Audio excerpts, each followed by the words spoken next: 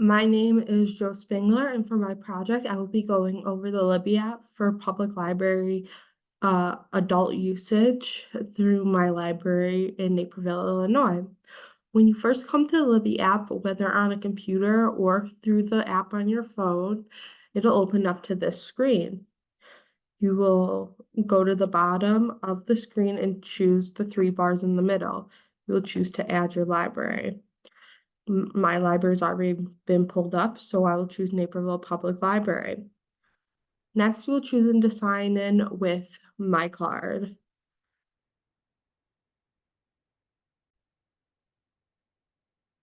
Once you have signed in with your Naperville, in this case, library barcode, and then your PIN number, you will be presented with your card.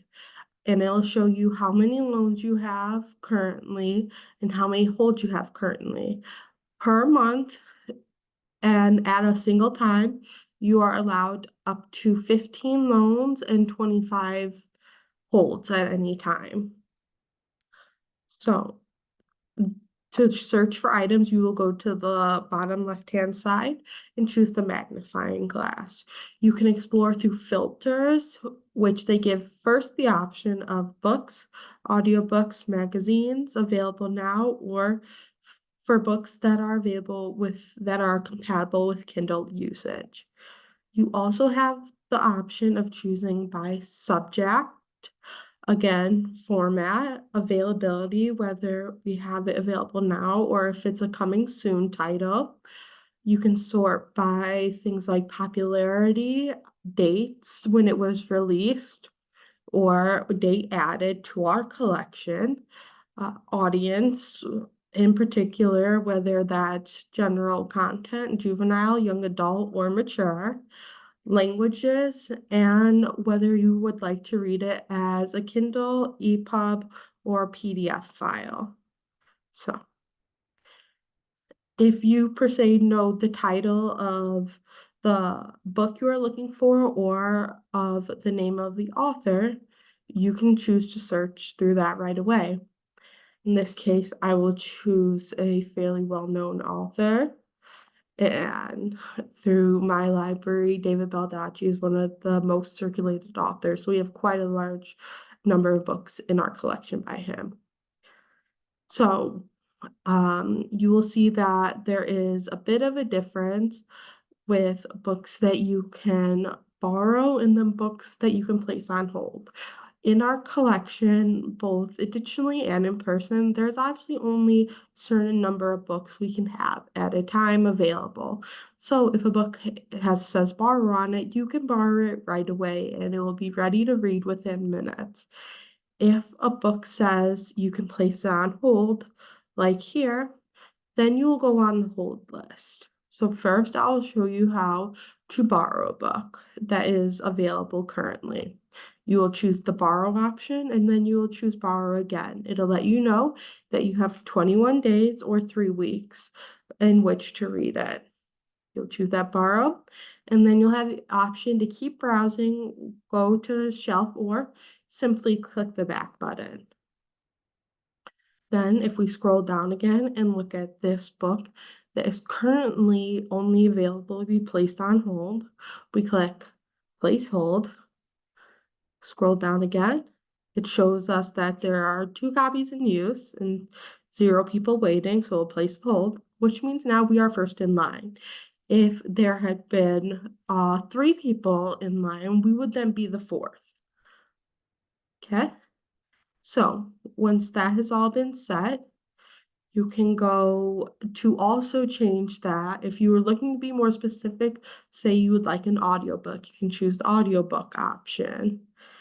And then you'll see the same options, borrow, or we can maybe try to find a book that's this one, like this one right here, that you would have to place a hold with, just like the regular ebooks.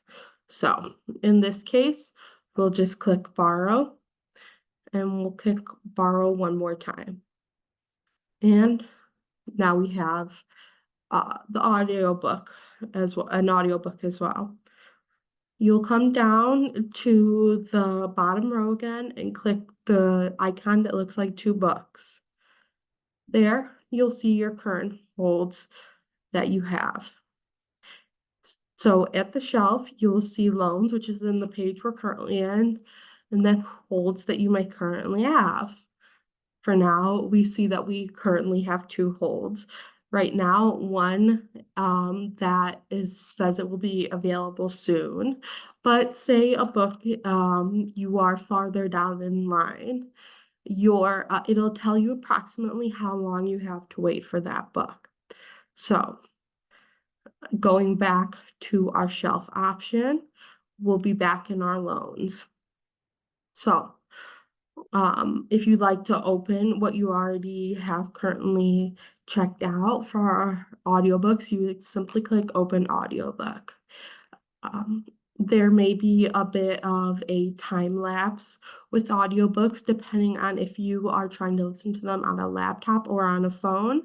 With phones, they download through a cloud so that you have them right away, whether you have signal or if you're on Wi-Fi or on data. But on a laptop, it takes a bit longer to open because we are only dealing with Wi-Fi. But you would simply open that and then once you're in it, you would be able to click the play button on that. Now, for ebooks, when you click the read with option, it gives you the option on many of the books, but not all, if you would like to read through the Kindle app or through Libby. All books will give you the Libby option because we are of course using Libby, but some of the books are not Kindle compatible. So if we were to say just open through Libby, once opened, it would look like this, and you would merely need to click through and you would be able to read the book. If you would like to come out of there, you can simply click the back button.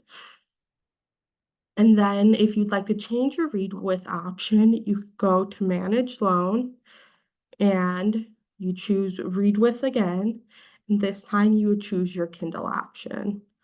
And it'll take you to a new site associated with Amazon or your Kindle Unlimited account. Once there, if you are not already logged in, it'll ask you to verify your Amazon information. Then you would click Get Library Book. Once there, you'll be able to see your library or recommended reading options. Then you'll come over to this tab where it says Read Now in Kindle for Web. You'll click there,